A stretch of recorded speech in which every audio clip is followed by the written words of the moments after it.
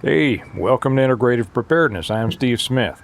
I want to talk about why I believe many, if not most, preppers will die in SHTF, Tiatuaki, WROL, all that kind of thing. I'm making this, it's a beautiful night, by the way. I'm making this one this evening because we're taking the kids, a couple of the kids, to camp in the morning, and I might not have a chance to shoot this one. And I've got such a long list of topics that I need to get to. I can't fall behind, so I'm going to shoot this instead of the morning. Why will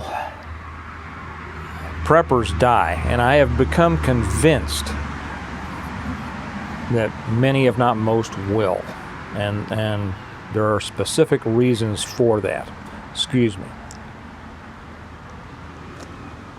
Now, I want to distinguish between preppers, homesteaders, and what I call self-reliance. Preppers are those who, prep. They get a bunch of supplies with stock, food, and everything else, right? Pretty much relying on that, on stored things. This is the first level of prepping. Pretty much relying on that to get them through, whatever it is. Homesteaders are different in that they pretty much live the life. Now they are also preppers, and I'm not a homesteader, so if any of you homesteaders out there want to correct me on this, feel free to do so. They live the life. They are working towards self-sufficiency. Most of them aren't there yet, but they have their supplies. They have stocked up. They are producing food. They are producing energy, all of these things. And while they still rely to varying degrees on, the systems of the world, natural gas deliveries, things like this, medical, whatever, they are working toward, to one degree or another. Some are more dedicated than others. They're working towards self-sufficiency, a total separation, or at least the ability, to continue to survive in some way after everything goes away. Then the third group that I kind of designate this as is the self-reliant, and that is the one who may have started out as a prepper, and whether or not they went through that homesteading phase, has developed the ability to be totally self-sufficient, totally. And that's what I call a self-reliant, in that they are not reliant on any outside provisions, systems, whatever, in order to be able to live a fairly decent life. Well, but that's impossible, Steve. You can't do that. Well, hey, some people are doing it, and I think that it's a good thing to shoot for. If you want to know what that is, what it looks like, it's in our sponsor tonight, and that is my book, The Reversion. In The Reversion, you are introduced to a self-reliant who, as a result of their self-reliance, is able to not only live a life well without the systems of the world, but is able to provide opportunities for others and then rebuild a functioning, proper society on important principles in the future. That's the first of the 5 books of the Stonemont series. Hey, buddy, why don't you go lay down? I got to finish. This is my dog. My dog wants to be a part of this. You can find them. I always put the link down here. You can get them from Amazon and either trade paperback or Kindle. And there's also a way you can get autographed copies from me. And that information is down there too. That's to balance out what you probably saw in the beginning of this was probably some ad from Sandy Hook Promise or something, right? I don't mind if you skip through those things, by the way. So what's going to kill so many preppers? Joe Fox over on Viking Preparedness, and if you don't watch him, you should, says that the two biggest dangers, I'm not sure if this is exactly how he's put it, but the two biggest dangers in a grid down Teotihuacan, end of the world, blah, blah, blah, are starvation and people behaving badly. I agree. But I want to add another category. Now, maybe this falls within the people behaving badly, but if it does, it's certainly a large subcategory of it. And, I might, if he happens, maybe I'll tag him in this, and if he happens to see it, he can come on and tell everybody whether he thinks it's really a third or whether it's also included in his people behaving badly, and that is people behaving stupidly. Now, you see, the reason that I break them down, and Joe might say, well, yeah, if they're acting stupidly, they're acting badly, and I won't disagree with that. But the way that I would differentiate would be people acting badly would kind of be, one person acting against someone else, a threat to someone else, a threat to you. Whereas people acting stupidly, it happens all the time, and I think more people get in trouble by acting stupidly than any other reason. So that would be, bringing it on yourself. My dad used to say, years and years when I was young, and I'd always hear him say, that guy didn't go to prison for, whatever it was that he did. He went to prison for being stupid. And at the time, I didn't understand it. And I said, well, no, that's, I was going into law enforcement. And oh, no, he went to prison because he broke the law. Well, later on, I understood exactly what my dad meant, and he was right. So what do I mean? People acting stupidly. I break that down, and this was brought home to me just as a result of yesterday's video, which I'll talk about.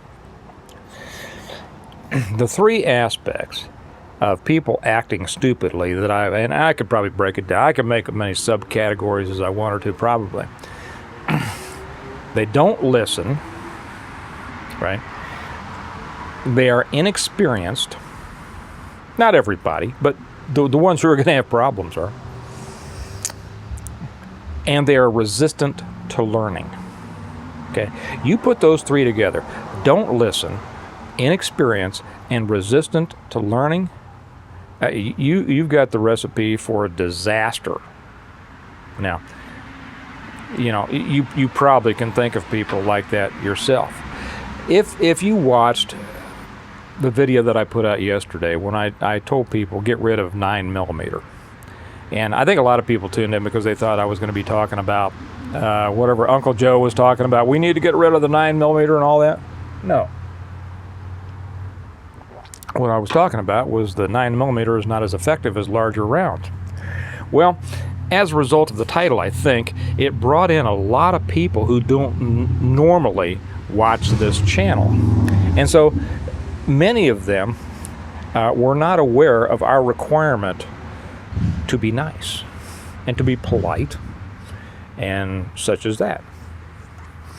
And so a whole lot of them got bounced off. They'd come in with their, you don't know what you're talking about, you're crazy and all, bing, bing, bing, bing. Some people say, well, you don't like people that disagree with you. No, that's not true, because I'm not under the impression that I know everything, see. However, I usually know what I'm talking about. You see, the world is full of things that I don't know about, and I try not to talk about them. I let other people. I'm not a rifle guy, for instance. Have you ever noticed that I don't talk much about rifles? I'm not a nuclear physicist. I don't talk much about that. A lot of things I don't talk about. But the things that I talk about, I do so because I have experience in them. And I have quite a bit of experience in them.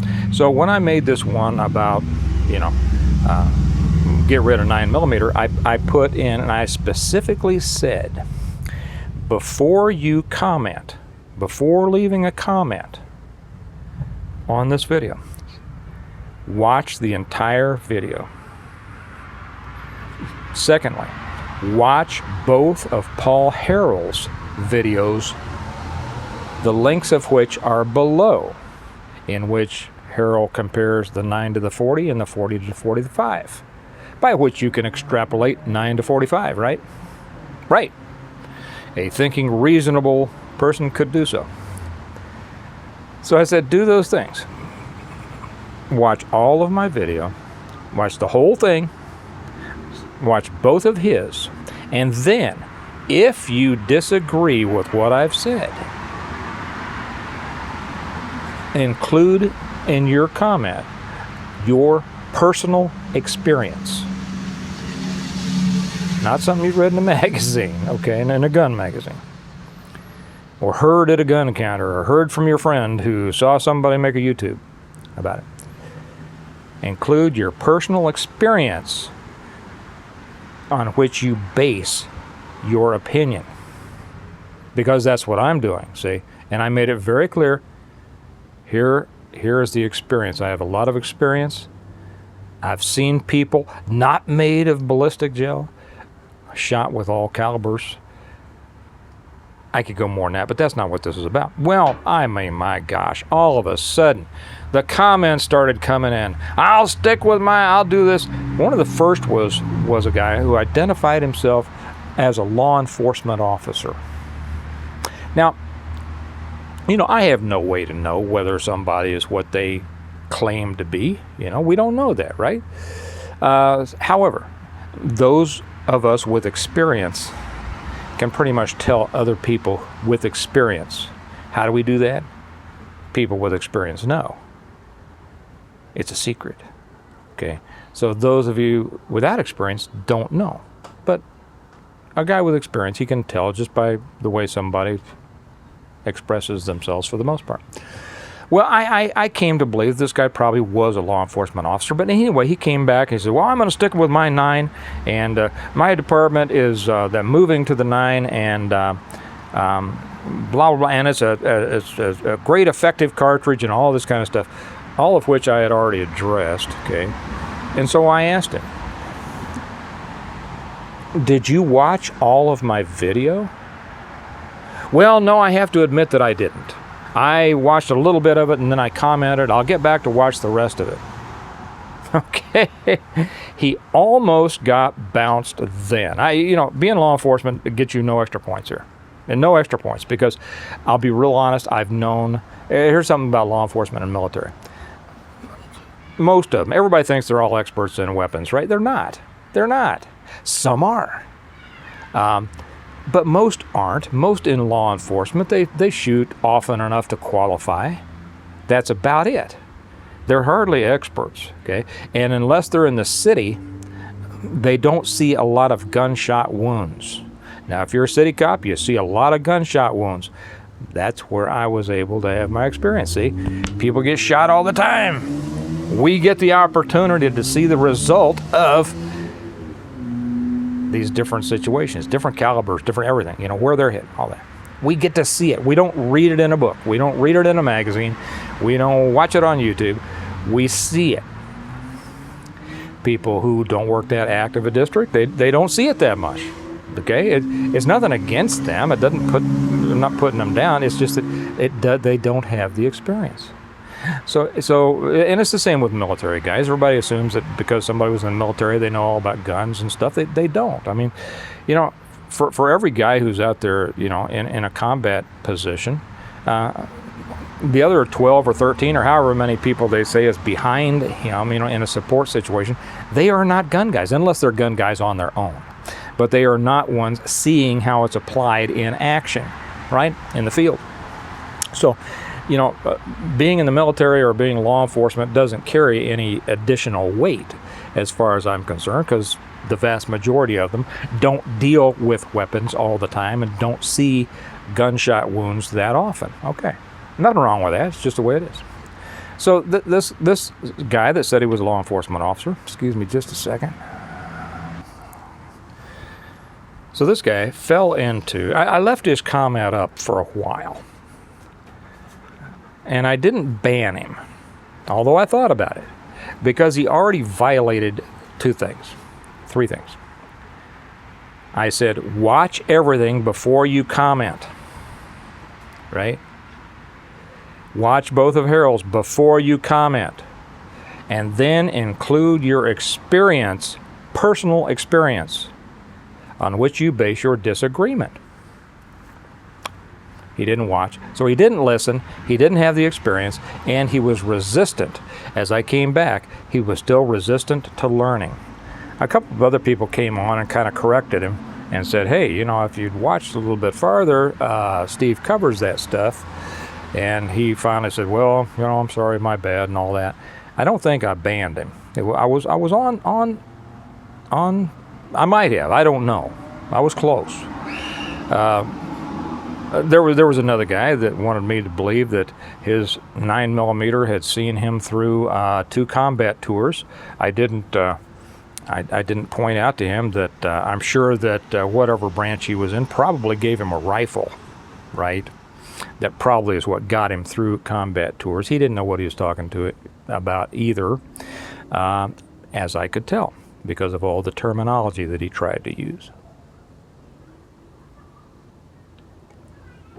And within then, I saw more inanity. Inanity means inane, you know. Comments from people who, you know, generally are not from our channel. So they don't know. They don't know me. They don't know my experience. They just saw that, and because they're big, they think they're big gun guys, they jump in and they're going to express their opinion that I don't know what I'm talking about. And a 9mm is the most devastating thing in the world, you know, and all of that. You know, the gun world is much like the martial arts world. Okay, there are a few people who really have done it. Really have done it. And what I mean is not just trained in it, but actually used it in the world, not once, but repeatedly. Very few of them train other people. Very few. I mean, most of them do for a while, but there's so few that you don't get your chances of training somebody who has actually used it, understands the practical application of those concepts and principles you're dealing with, is very small. For the most part, most of the people out there taking martial arts and thinking that their system is the most deadly there's ever been are taking from people who have never been in a fight. If they have, it was just a little scuffle. Who themselves learned from somebody who never was out there and really used it in the real world. I mean, you know, generations down from the last person that ever tried to use that stuff in the real world in a real combat situation. Well, the gun world's the same way. You know, most of the people out there trying to teach this, and I'm going to get back to preparedness the same way. Most of the people trying to teach this are teaching not from their own personal experience, but what they've been taught by somebody who also didn't have personal experience, except on the range, okay, and what things will do to ballistic gelatin, and what they've read in magazines, and, you know, the ballistics that they've read, and you know, I remember when I was in the academy, and we had to memorize the most detailed stuff about everything. You know, what's the spread of a 12 gauge at 20 yards, 50 yards, 100, you know, I don't remember. You know, what's the drop of the, was it 158 grain, 38? I don't even remember that, okay? What's the drop at, you know, 50 yards, 100 yards? None of that ever came into play, you know, because I wasn't a sniper.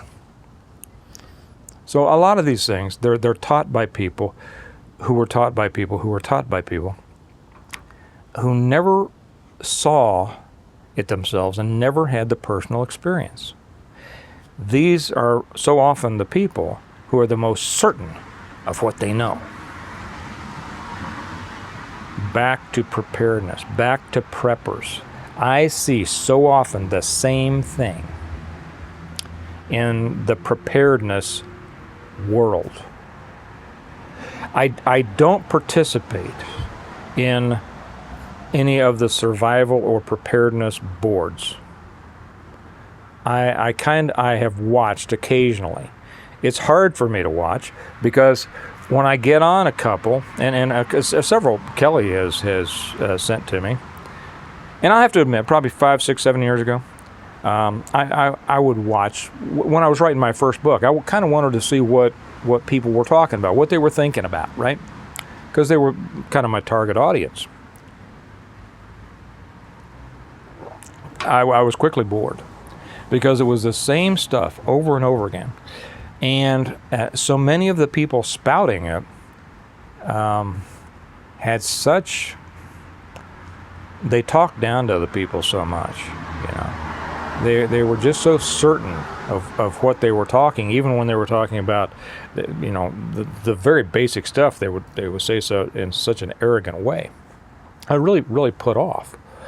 And so Kelly has sent me some recently. He says, here's some that I've joined. She joined some groups just to kind of see what they were doing. She sent them to me, and I can't. I'll read a few things, and somebody will come along, and they are just so certain, and they repeat the same basic things. There is no expansion, it doesn't seem like. You know, the new people will come in. New people will come into a group. They'll ask a question, a very basic question, and the same 5 people will come on and see who can, you know, sound the greatest in answering the question in a way that kind of, well, I'm going to stop it right there. But just, I don't see any expansion. I don't see any willingness to consider new ideas, or not too much. This is the danger as I see it. For instance, one of the things that I'm not going to talk about here, but I'm going to make a separate video I've been meaning to for a long time, and I just haven't gotten around to it. You ought to see my list of videos that I want to make. My arms don't go that far, and I just don't have time. And that is the idea of the Golden Hordes. Everybody, you know, talks about the Golden Hordes, and I see this, you know, in comments all the time. And it's always like, well, you better such and such because they're going to come out and, you know, the Golden Hordes. I don't believe that for a minute. Well, Steve, how can you possibly not believe that? How can you possibly not believe that? Everybody since Mel Tappan has written about the Golden Hordes. It's a fact because I've read it. Well, I don't believe that because the hordes that they're talking about are from the city. I happen to know city people really well. I was a cop in the city for years. I grew up in the city. I was a cop in the city. Most of the people who write about this stuff don't have that background. And I have a very different idea about the so-called Golden Hordes. If you're outside a city, I don't care. What do they call that? The flow, the avenues of flow, whatever it is. You know, some was back Tappan in his day. Some was with the government, and we know how right the government is so often, right? Everything that they say is right, and you should believe it. One of you guys will say, feel free to put in here, what is that called? The flow. You gotta be 2 days off a major highway to be safe, you know, and 100 miles out of town and hiding in a canyon somewhere. No, you don't. Someday I'll make that video when I get around to it, and I'm sure that I will get so many comments from people who have never lived in the city, right? And just telling me how ridiculous I am, how stupid I am. Don't you know? You see, in some ways, a lot of preppers, I think, may do worse in a long-term grid down, you know, essentially a Teotihuacan raw situation, may do worse than the average person. And the reason that I say that is because the average person will understand that they don't know what they're doing. They're out of their element. This has never happened before. Gee, many Christmas, what do I do now? You know, and they're going to go to their neighbors and, what should we do? And a lot of them, of course, will succumb to the situation. But they will be at least operating without the burden of thinking that they know it all when so much of what they know just ain't so. Does that make sense? For newer people here, I do want to say a couple of things. first off, welcome. It's good to have you here. You'll find that we have a good bunch of people here. They are polite people, even more so over on Patreon. Come join us on Patreon if you'd like. I'm able to cover a lot more over on Patreon. The link's down below, because there's a lot of things that YouTube just doesn't like us talking about, and so I don't talk about it here. But they are important things, and they really are among the more important things. So, if you can afford $1 a month, please come join us over there. I promise you will get more than your money's worth. It'll be well worth your time and your buck. But we have a good bunch of people. And I'm a big believer in being polite and being courteous, expressing your opinion without calling people idiots, right? And, stay in your lane, pretty much. If you are a nuclear physicist, feel free to talk about nuclear physics. We got a guy over on Patreon, Hondo Bob, that the guy's just amazing with electromagnetic pulse and CME and all that kind of stuff. The stuff that he puts up over there, I don't understand. But I never claimed to understand the science. Yeah, I wrote 5 books on what happens after an EMP and a CME, but that's about preparing for, surviving it, and living afterwards. It's not about the science, and I don't try to act like I know. Okay, so we've got a good bunch of people here.